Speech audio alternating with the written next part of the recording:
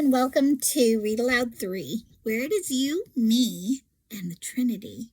And today we are reading in 2nd Chronicles, and we are in chapter 8. Solomon's many achievements.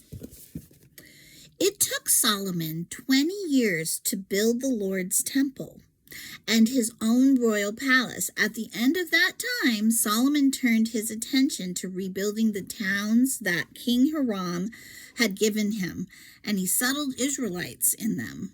Solomon also fought against the town of Hamath Zobah and conquered it. He rebuilt Timor in the wilderness and built towns in the region of Hamath as supply centers. He fortified the towns of Upper Beth Horon and Lower Beth Horon, rebuilding their walls and installing barred gates. He also rebuilt Baalath and other supply centers and constructed towns where his chariots and horses could be stationed. He built everything he desired in Jerusalem and Lebanon and throughout his entire realm. There were still some people living in the land who were not Israelites, including the Hittites, Amorites, Perizzites, Hivites, and Jebusites. Quite a few. These were, or at least quite a few different types of nationalities, if you could call it that. These were descendants of the nationalities, whom the people of Israel had not destroyed. So Solomon conscripted them for his labor force, and they serve in the labor force to this day. But Solomon did not conscript any of the Israelites for his labor force. Instead, he assigned them to serve as fighting men, officers in his army, commanders of his chariots, and charioteers. Interesting. They put them in the front lines, but they probably had more of a heart to fight. King Solomon appointed 250 of them to supervise the people. Solomon moved his wife, Pharaoh's daughter, from the city of David to the new palace he had built for her. He said, "My wife must not live in King David's palace, for the ark of the Lord has been there, and it is holy ground." Then Solomon presented burnt offerings to the Lord on the altar he had built for him in front of the entry room of the temple. He offered the sacrifices for the Sabbaths, the new moon festivals, and the 3 annual festivals, the Passover celebration, the festival of harvest, and the festival of shelters, as Moses had commanded. In assigning and I'm wondering if the Festival of Shelters is the same as the Feast of Tents. I think I've heard that referred to as a Jewish festival as well. In assigning the priests to their duties, Solomon followed the regulations of his father David. He also assigned the Levites to lead the people in praise and to assist the priests in their daily duties. And he assigned the gatekeepers to their gates by their divisions, following the commands of David, the man of God.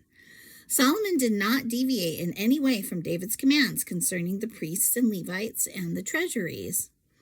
So Solomon made sure that all the work related to building the temple of the Lord was carried out, from the day its foundation was laid to the day of its completion.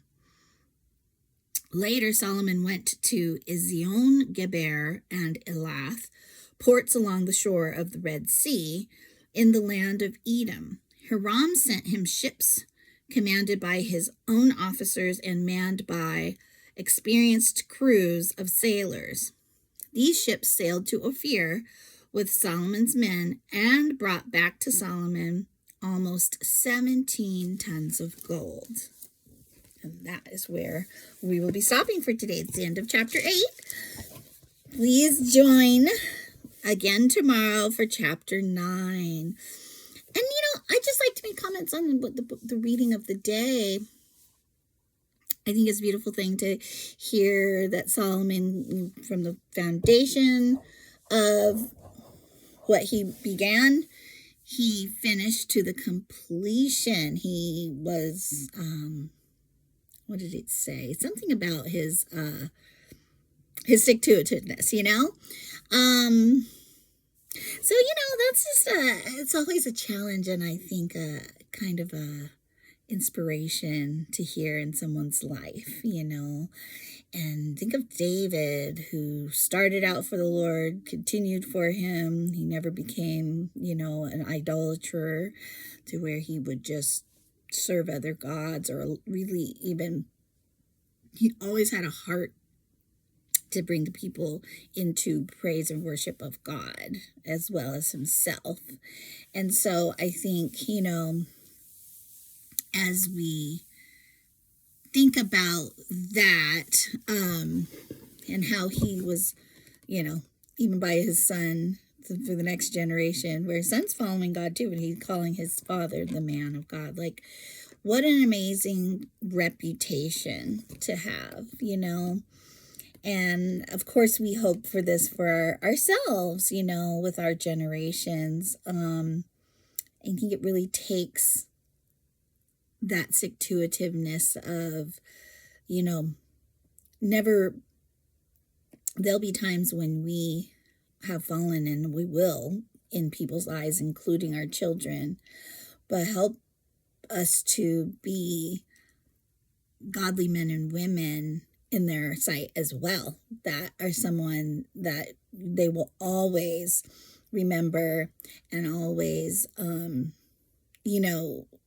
term as a man or woman of God, because that means a lot. And that, it's that, yeah, from beginning to end,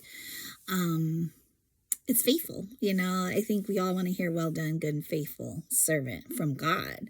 And when we've made that impression on the people and the important relationships around us, I think that's a good indicator that that's what we'll be hearing. So, with that said, I will look forward to reading chapter 9 of 2 Chronicles on Sunday, tomorrow.